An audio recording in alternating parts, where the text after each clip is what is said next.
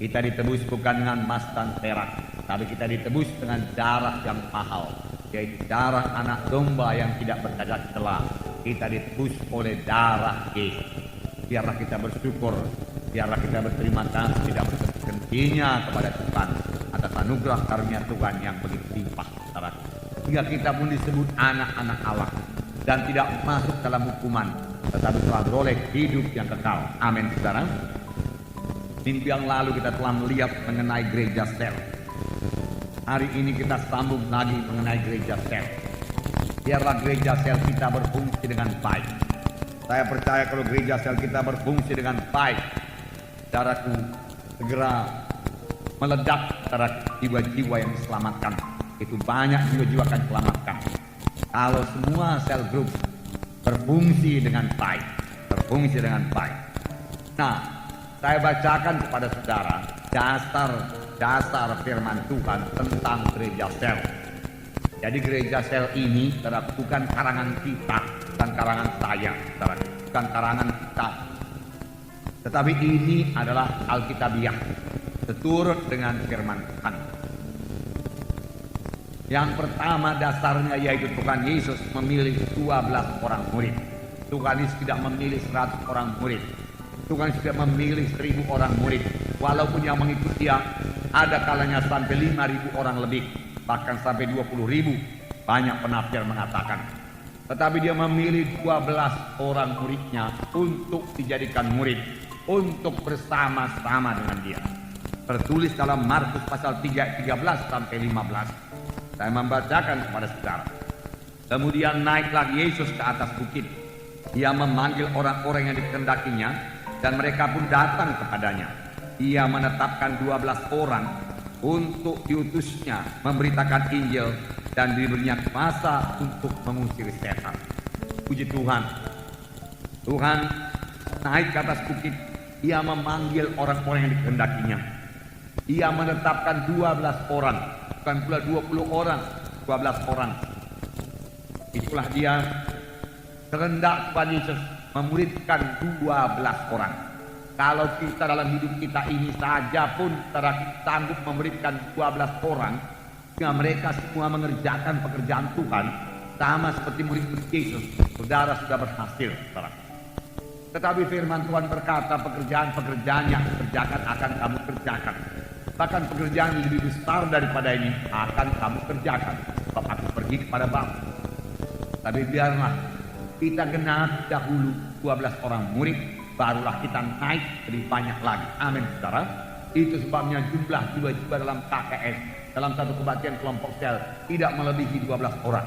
Kalau sudah lebih 12 orang, kelompok sel itu belah jadi 2. Tetapi sebelumnya tentunya harus ada yang menjadi murid yang bisa memimpin KKS tersebut. 12 orang kudusnya memberitakan Injil. Memberitakan Injil. Jadi dalam KKS ada pemberitaan Injil. Dalam kelompok sel ada pemberitaan Injil. Dan diberinya kuasa atas setan-setan.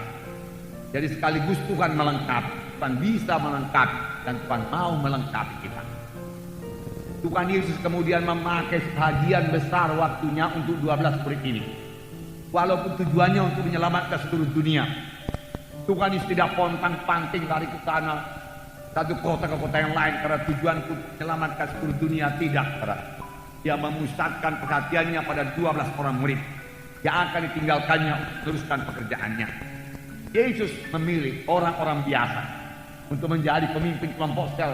Bukan berarti saudara mesti bertalenta luar biasa, berhikmat luar biasa, tidak. Tuhan Yesus memilih orang-orang yang biasa saja menjadi muridnya. Kenapa? Karena Tuhan Yesus lebih mementingkan penyerahan diri daripada kesanggupan. Kesanggupan bisa diberikan Tuhan, tapi penyerahan diri seseorang kepada Tuhan tidak bisa dipaksakan Tuhan. Itulah dari diri kita sendiri. Tapi saya percaya siapa yang menyerahkan diri kepada Tuhan akan diberkati Tuhan, akan dipakai Tuhan, akan dilengkapi Tuhan. Amin, saudara. Puji Tuhan. Kita lihat lagi yang kedua dasarnya, yaitu dari gereja pertama. Sidang pertama bertemu di rumah-rumah. Yang pertama bertemu di rumah-rumah, juga pada waktu itu sekali-sekali dia masih ke bait Allah. Jadi dalam kelompok-kelompok yang kecil, bukan kelompok yang besar kalau rumah-rumah. Rumah sekarang pun tidak begitu besar, apalagi rumah zaman dulu. Ya, kalau muat 12 orang sudah besar lagi sekarang. Nah, Kisah 2:46-47 berkata, dengan bertekun dan dengan sehati mereka berkumpul tiap-tiap hari dalam bait Allah. Mereka memecahkan roti di rumah masing-masing secara bergilir dan makan bersama-sama dengan gembira dan dengan tulus hati dan sambil memuji Allah. Dan mereka disukai semua orang. Dan tiap-tiap hari Tuhan menambah jumlah mereka dengan orang yang selamatkan. Nah, dengarkan baik-baik. Mereka masih berkumpul di bait Allah. Kita juga masih kebaktian minggu seperti ini. Ada kebaktian pemuda-pemudi, ada kebaktian kaum bapak, kaum ibu, dan lain seterusnya, ada 2 syafaat.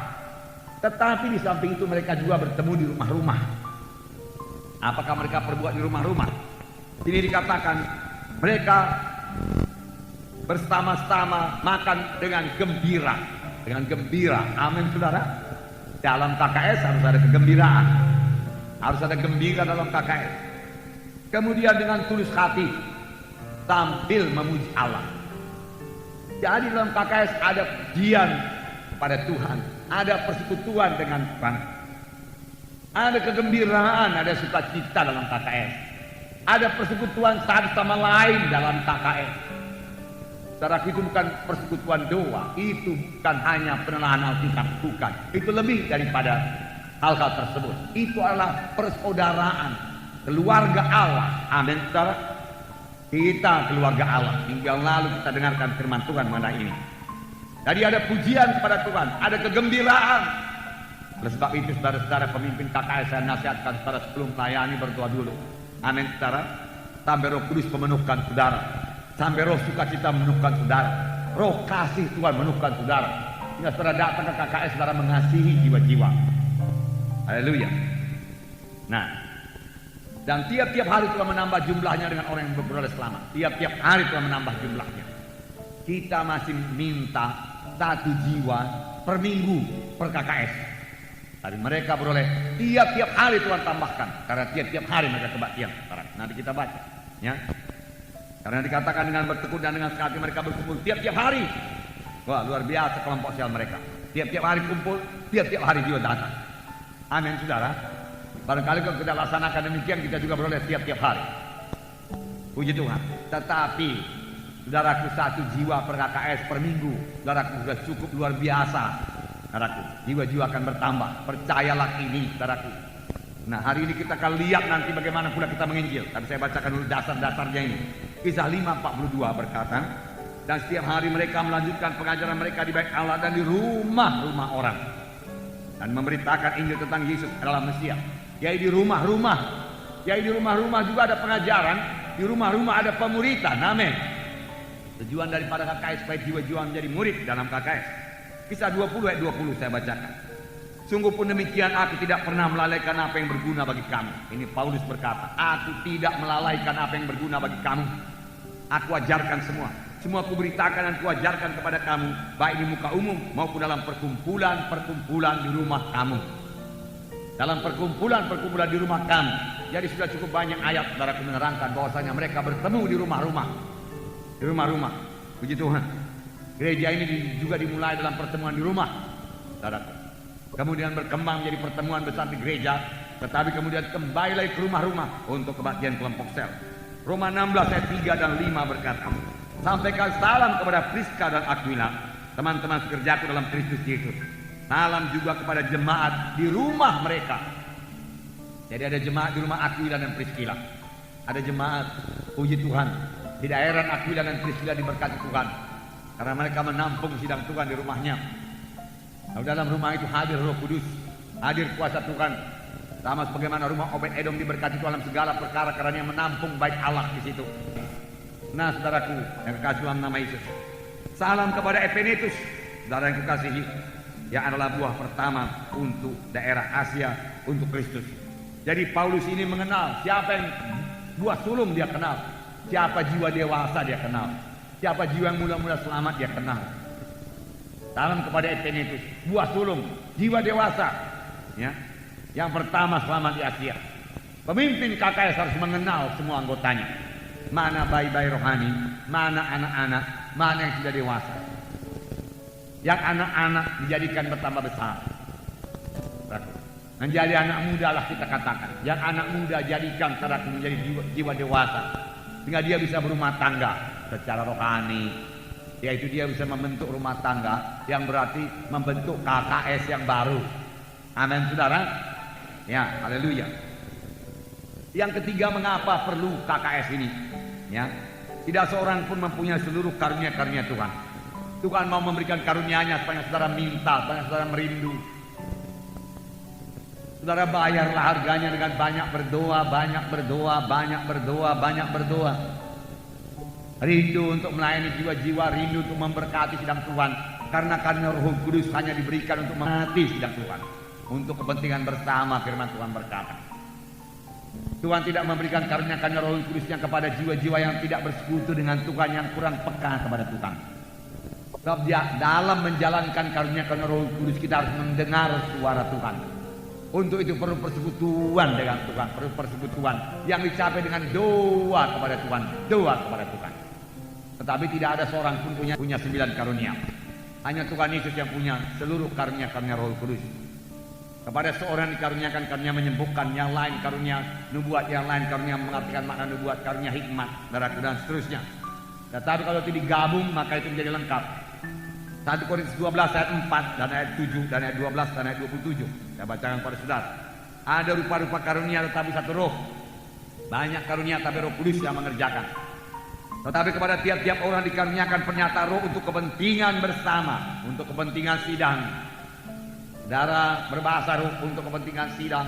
Saudara beroleh karunia hikmat untuk kepentingan sidang. Saudara beroleh karunia nubuat untuk kepentingan sidang. Tuhan mau memberikan. Kalau untuk kepentingan saudara sendiri, Tuhan tidak memberikan. Tuhan memberikan karunia menyembuhkan bagi saudara, bukan supaya saudara dapat nama besar, jadi penginjil besar, pendeta besar. Saudara itu akan membawa kepada keruntuhan saudara sendiri. Tetapi untuk menolong jiwa-jiwa. Memang saudara terbeban buat jiwa-jiwa yang sakit. Ah Tuhan, kasihan kali dia sakit Tuhan. Kalau boleh aku yang menanggung penyakitnya. Itu yang dikatakan saudaraku Kathryn Kuhlman selalu. Berikan aja penyakitnya sama aku Tuhan supaya dia sembuh. Dia mau menanggung penyakit orang lain. Tapi Tuhan berkata kepada yang tidak perlu engkau tanggung Kathryn Kuhlman, aku sudah menanggungnya. Aku hanya memberikan kepadamu karunia menyembuhkan. Kalau dia meletakkan tangan, penyakit sembuh. Meletakkan tangan, penyakit sembuh. Meletakkan tangan, penyakit sembuh. Meletakkan tangan, penyakit sembuh. Amin saudara. Dan sampai sekarang Tuhan Yesus tidak berubah. Dia masih menyembuhkan. Dan dia memakai sidangnya, memakai gerejanya.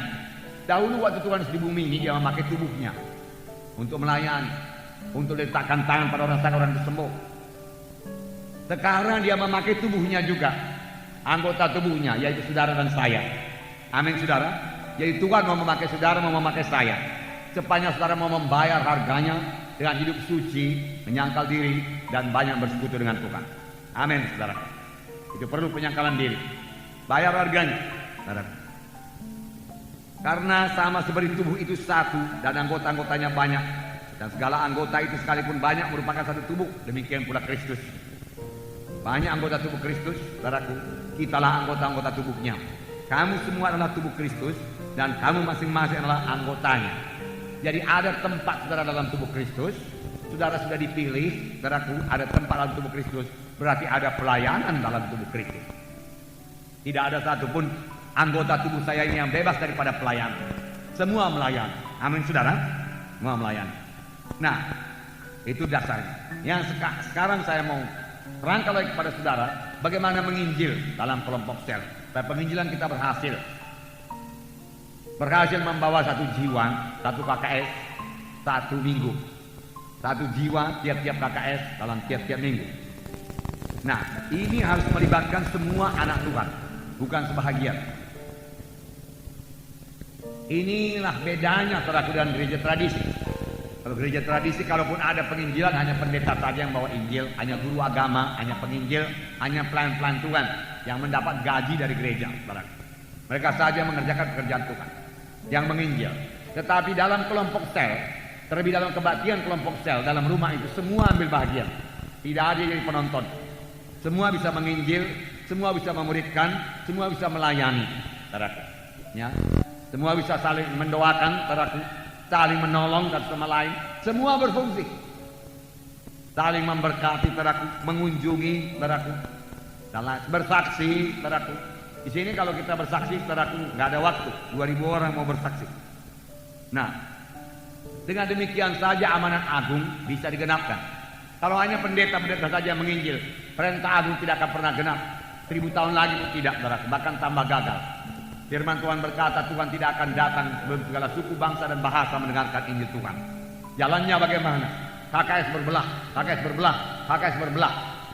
Saya katakan minggu yang lalu, maunya kota Medan dipenuhi dengan KKS, KKS, KKS, KKS, saudara.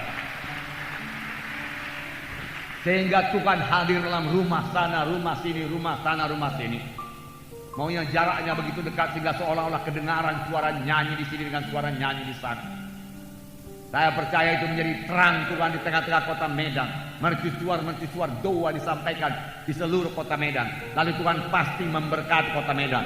Roh Kudus pasti dicurahkan untuk kota Medan, saudara. Dan langit terbuka buat kota Medan. Amin, saudara. Langit terbuka buat kota Medan. Orang berkata di Seoul sana, Korea, gampang sekali menginjil, dia katakan. Tidak heran karena Choi Yong Kim memenuhkan, saudaraku, kota Seoul dengan KKS, KKS, KKS, KKS. Saudara, KKS-nya, saudaraku, puluhan ribu, saudaraku. Boleh jadi sudah 100.000. Saya nggak tahu bagaimana dia mengadakan pertemuan pemimpin KKS, saudaraku. Boleh jadi sudah diwilayahkan, ya, 100.000, saudaraku. Karena anggota mendekati 1 juta. Nah, sudah menyebar seluruh kota Seoul. Lalu gereja lain pun dapat berkat. Gereja-gereja di sana juga dapat jiwa-jiwa selamat. Lalu gereja lain juga menjadi gereja yang besar-besar. Biasa di Korea, kalau anggota gereja 5.000, gereja-gereja besar di sana membawa kemuliaan bagi Tuhan. Amin, saudara. Puji Tuhan. Di sini juga tidak mustahil itu terjadi, saudara. Nah, Matius 28 ayat 18, Yesus mendekati mereka dan berkata, kepadaku telah diberikan segala kuasa di sorga dan di bumi. Jadi, saudaraku, segala kuasa di sorga dan di bumi ada pada Yesus. Ada pada Tuhan Yesus. Bukan pada setan. Amin, saudara. Ya, saya tidak percaya kota Medan dikuasai setan. Saya tidak percaya. Kota Medan dikuasai Tuhan. Tuhan yang bertahta di atas kota Medan ini. Amin. Haleluya. Itu sebabnya kejahatan tidak bisa merajalela. Ditekan oleh kuasa doa anak-anak Tuhan. Amin. Kalau kita berdoa, Roh Kudus akan bertambah-tambah berkuasa di kota Medan. Tapi kalau anak-anak Tuhan melupakan fungsinya berdoa untuk dan tidak berdoa buat kota Medan, maka kuasa Tuhan juga tidak begitu bekerja, walaupun dia sebenarnya yang berkuasa di atas kota Medan. Segala kuasa di sorga dan di bumi ada padaku, kata Tuhan Yesus. Nah, setan bisa begini bergerak padaku karena anak-anak Tuhan belum menyampaikan doa yang sungguh-sungguh kepada Tuhan, belum bergerak memberitakan Injil, saudara. Kapan anak-anak Tuhan bergerak, maka pekerjaan setan akan dirusakkan. Dan jangan takut kepada setan, karena setan sebenarnya sudah dilucuti senjatanya. Karena itu pergilah. Haleluya. Firman Tuhan berkata, pergilah, pergilah, pergilah. Bergeraklah, bergeraklah, bergeraklah, bergeraklah. Saudara mau memiliki KKS yang maju, bergeraklah, bergeraklah, bergeraklah, bergeraklah. Pergilah mengunjungi, pergilah mengunjungi. Jadikan sekalian bangsa muridku. Bukan menjadi petobat saja, bukan bertobat saja, bukan berdamai saja. Jadi murid, jadi murid, jadi murid, jadi murid. Amin. Jadikan sekalian bangsa muridku. Tuhan Yesus tidak berkata, jadikan mereka percaya kepadaku, jadikan mereka itu muridku. Dan baptislah mereka dalam nama Bapa dan Roh Kudus. Kita juga membaptis mereka. Tanggal 5 ini ada baptisan, saudaraku, di Jalan Pancing. Saudara, paham saudara? Di Jalan Pancing. Tidak di Medan Kota, karena Medan Kota lagi renovasi, saudara. Baptislah mereka dalam nama Bapa, Anak, dan Roh Kudus, dan ajarlah mereka itu melakukan segala sesuatu yang perintahkan kepadamu. Ketahuilah aku menyertai kamu senantiasa sampai kepada akhir zaman. Ajarlah mereka itu. Jadi ada mengajar mereka lagi. Dalam KKS ini semua dilaksanakan. Yohanes 15 ayat 16. Bukan kamu yang memilih aku yang memilih kamu. Tuhan yang memilih saudara. Amin, saudara. Saudara selamat, saudaraku, bukan karena saya memilih saudara. Tuhan yang memanggil saudara. Jalannya macam-macam. Ada melalui penyakit, ada melalui sukacita. Ya, dia sukacita, dia bertemu dengan anak Tuhan bersaksi, dia bawa kepada kematian. Nah, saudara selamat di sini. Inilah dia rumah saudara. Amin. Inilah tempat saudara kebaktian. Amin. Inilah tudungan saudara. Inilah keluarga rohani saudara. Amin. Karena Tuhan memilih saudara di sini. Bertumbuhlah di sini sampai kepada maksud Tuhan. Dan aku telah menetapkan kamu. Ini berlaku bagi kita semua. Dia tidak berkata aku telah menetapkan kamu para pendeta. Enggak. Semua anak-anak Tuhan ditetapkan Tuhan untuk apa? Supaya kamu pergi dan menghasilkan buah. Dan buahmu itu tetap. Supaya apa yang kamu minta kepada Bapa dalam namaku diberikannya kepadamu. Ya. Supaya kamu pergi, barangkali saudara tidak bisa pergi jauh-jauh, pergi kepada keluarga-keluarga, rumah tangga sekitar kakak saudara begitu dekat. Pergi. Waktu saya membaca ini saya tegurkan Tuhan, saudaraku. Ya, saya tidak begitu banyak pergi pada tahun ini, saudaraku. Ada bangunan, saudaraku. Tetapi saudara tidak bisa menjadi alasan, saudara. Tidak bisa. Paling-paling KKR saya, saudaraku, di Bali waktu itu, saudaraku. Ya, kemudian di Tangerang, saudaraku sedikit, saudaraku. Nah, saudara, di Bandung, saudaraku ada KKR, saudara. Baru 4 KKR yang saya ingat, saudaraku. Ya, saya kepingin pergi, saudaraku. Haleluya, saudara. Tuhan akan buka jalan. Ya. Kadang-kadang gereja besar, haleluya, Tuhan enak memuji menyembah Tuhan, nggak mau pergi lagi, saudara. Selamanya Tuhan berkata pergi, amin, saudara. Pergi. Itu bahagian kita, itu bahagian saya, saudaraku, pergi. Memang pergi ini, saudaraku, banyak perjuangan, banyak pergumulan, muka dengan setan, saudaraku. Jadi harus berjaga-jaga dan berdoa. Nah, saudara, tapi membawa jiwa-jiwa kepada keselamatan, saudara. Itu pekerjaan yang besar yang dikehendaki Tuhan, yang membawa sukacita kepada Tuhan. Saya sebagai hamba Tuhan harus membuat Tuhan bersukacita. Dan kalau Tuhan bersukacita, saya pun bersukacita. Amin, saudara. Puji Tuhan. Nah, saudara boleh ikut kalau saya pergi, saudara. Haleluya. Yohanes 4:35-37. Bukankah kamu mengatakan 4 bulan lagi tibalah musim menuai? Tapi aku berkata kepadamu, lihatlah sekelilingmu, pandanglah ladang-ladang yang sudah menguning untuk matang, untuk dituai. Ladang-ladang sudah matang, ladang-ladang sudah menguning. Amin, saudara. Jadi kita harus bergerak menginjil. Sudah matang, sudah siap dituai. Inilah waktunya. Maka saya percaya saat inilah saat penuaian buat Tuhan. Ini saat kita menuai. Mari pakailah ini. Berdoa lebih dahulu kepada jiwa-jiwa itu, saudara. Sampai doa kita itu didengarkan Tuhan. Satu pekerjaan Tuhan tidak akan berhasil kalau tidak disiram dengan doa. Kalau tidak disiram dengan doa.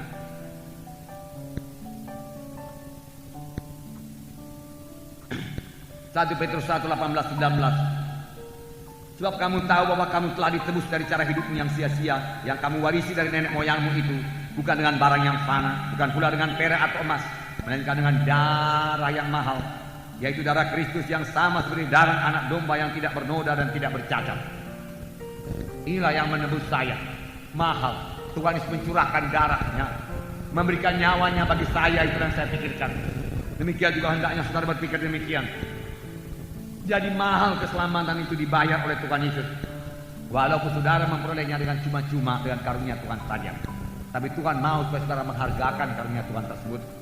Menjaga keselamatan saudara jangan lucut lagi. Dengan menyangkal diri, saudara, dengan menyangkal diri. Dengan menolak dosa, dengan menolak setan yang menggoda. Dengan mematikan semua kehendak daging ini, kehendak daging ini, kehendak daging ini. Kecemaran, hawa nafsu, percabulan, perkelahian, pertentangan, kemarahan, geram, dan lain sebagainya. Matikan semua, jangan pelihara itu. Balas dendam, kepahitan, buangkan semua. Supaya saudara hidup terus, hidup sampai ke surga. Amin. Karena barang siapa hidup menurut kehendak daging, dia tidak mewarisi kerajaan surga. Dengan darah yang mahal, yang seperti darah anak domba yang tidak bernoda, tidak bercacat. Sudah ditebus, dicuci bersih. Lalu itu sudah selesai dilakukan Tuhan Yesus, maka keselamatan itu anugerah Tuhan saja. Efesus 2:8-9 berkata, karena kasih karunia kamu selamatkan oleh iman, itu bukan hasil usahamu tapi pemberian Allah, bukan hasil pekerjaanmu. Supaya jangan ada orang memegahkan diri. Ya saudara, jangan kemukakan jasa kepada Tuhan kalau meminta sesuatu. Jangan. Saudara, saya sudah melayani Tuhan, maka sembuhkanlah saya. Saya sudah banyak berkorban Tuhan, maka sembuhkanlah saya, saudaraku tidak. Kesembuhan saudara karena Yesus sudah berbilur-bilur, saudaraku, untuk menyembuhkan saudara. Berikan saya bilurmu Tuhan menyembuhkan saya. Bahkan Daud berkata, aku tidak layak, apalagi kita, saudaraku. Sekarang siapa menghampiri Tuhan, biarlah dia datang kepada Tuhan dengan segala kerendahan hati. Amin. Tuhan tidak suka, saudaraku, seorang pun binasa. Tuhan tidak suka orang berdosa ke neraka. Inilah artinya. Walaupun dia berdosa, Tuhan tidak suka dia ke neraka. Tuhan mau dia selamat, karena keselamatan sudah disediakan Tuhan. Puji Tuhan. Saya bacakan 2 Petrus 3:9. Tuhan tidak lalai menepati janjinya. Sekalipun ada orang yang menganggapnya sebagai suatu kelalaian, tetapi ia sabar terhadap kamu, karena ia mengendaki supaya jangan ada yang binasa, melainkan supaya semua orang berbalik dan bertobat. Jangan ada yang binasa. Semua berbalik kepada Tuhan. Berbalik, tinggalkan jalan yang lama, tinggalkan kegelapan, tinggalkan penyembahan berhala, tinggalkan jimat berhala, dukun-dukun, narkotika, tinggalkan semua, balik kepada Tuhan. Tinggalkan hidup dalam kecemaran, kenajisan, tinggalkan semua, balik kepada Tuhan. Tuhan akan mengasihani saudara dan selamat. Siapa yang menyeru nama Tuhan akan selamat. Roma 10 ayat 13 berkata, sebab barang siapa yang berseru kepada Tuhan akan selamatkan. Tetapi bagaimana mereka dapat berseru kepadanya jika mereka tidak percaya kepada dia? Bagaimanakah mereka dapat percaya kepada dia jika mereka tidak mendengar tentang dia?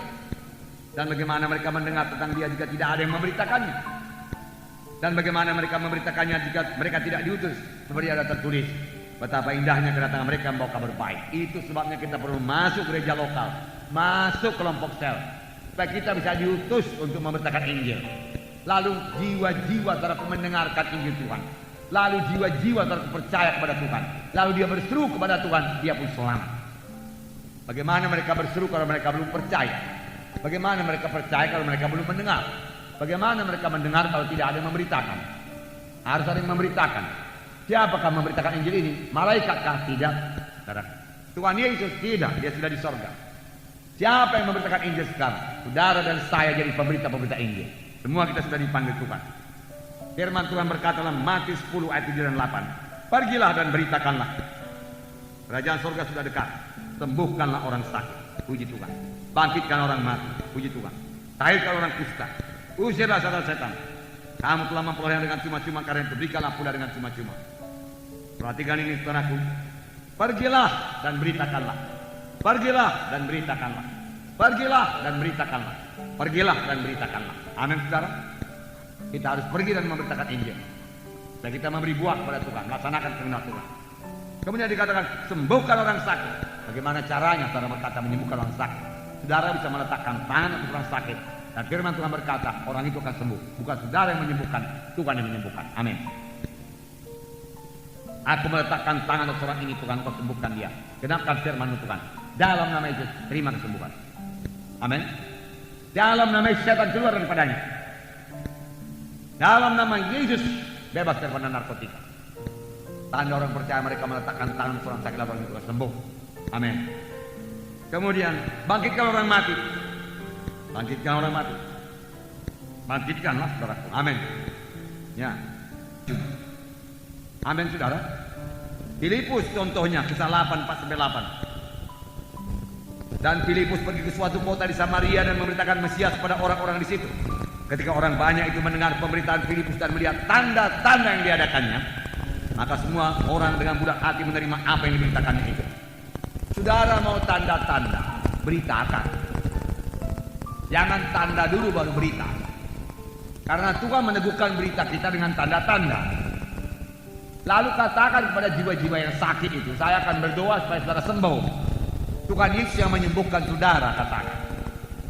Lalu saudara berdoa meletakkan tangan dan bangkitkan orang itu dalam nama itu, maka tanda-tanda akan Tuhan berikan. Orang bertanya, mana tanda-tanda pelayanan saya? Tidak ada, karena saudara tidak bertindak. Mari saya letakkan tangan, sakit. Oh, mari saya doakan. Mari saya doakan. Boleh jadi jiwa baru dia segan minta supaya didoakan. Saudara menawarkan anugerah Tuhan, keselamatan dan kesembuhan dan kelepasan padanya. Amin. Mari saudara berikan narkotika, saya mau membebaskan saudara. Saya akan meletakkan tangan dan Tuhan membebaskan saudara.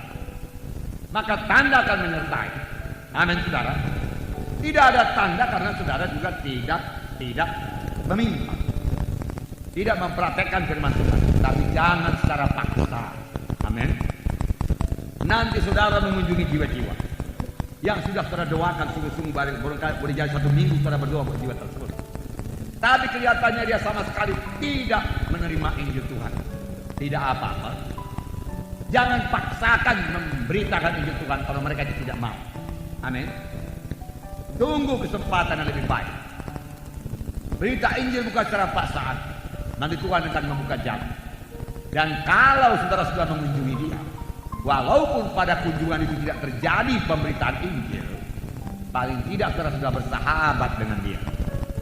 Jangan lupa tadi firman Tuhan berkata, mereka disukai oleh semua orang. Mereka disukai oleh semua orang.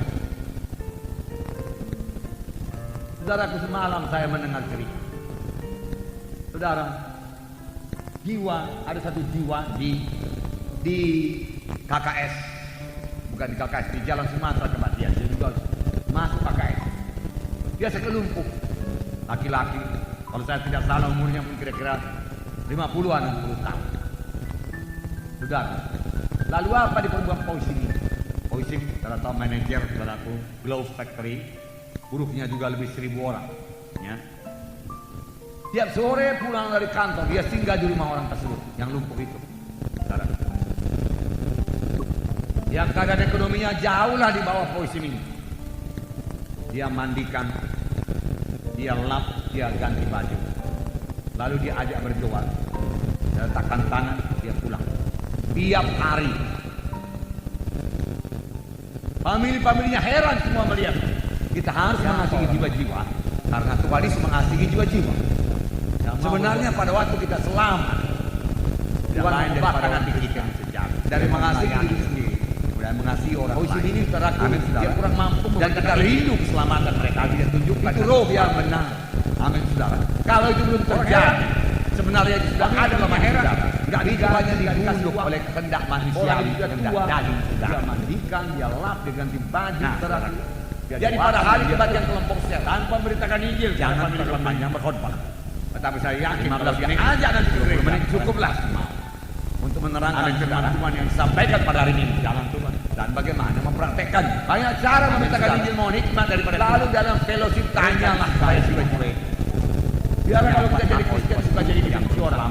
Memang siapakah familimu yang belum selamat? Tanya. Siapakah keluarga-keluarga di rumah ini yang orang Parisi di sekitar rumah ini maka dia belum selamat? Rumah tangga yang tidak mau ada di setiap mereka. Siapa? Supaya kita doakan banyak yang bukan dikunjungi terus. Kalau dia jalan kaki didoakan paling sedikit 1 minggu didoakan. Amin, saudara. Supaya Roh Kudus turun kepada mereka itu. Banyak Tuhan telah memberikan kuasa dan doakan adalah gunanya Roh Kudus untuk mengurangi. Didoakan lebih dahulu. Dan ini harus diberitakan. Didoakan lebih dahulu. Amin, sampai menjadi. Didoakan lebih dahulu. Jadi tanyakan firman. Baru Yesus dalam lembaran di bawah itu ditulis rencana penginjilan. Kami sudah berdoa buat jiwa-jiwa yang namanya tersebut di bawah ini. 1, 2, 3, 4 dan seterusnya. Kami sudah berdoa buat keluarga-keluarga yang tersebut namanya di bawah ini. Keluarga ini, keluarga itu, keluarga ini, keluarga ini. Amin, saudara. Lalu Roh Kudus akan turun kepada keluarga-keluarga tersebut karena kita sudah berdoa. Amin.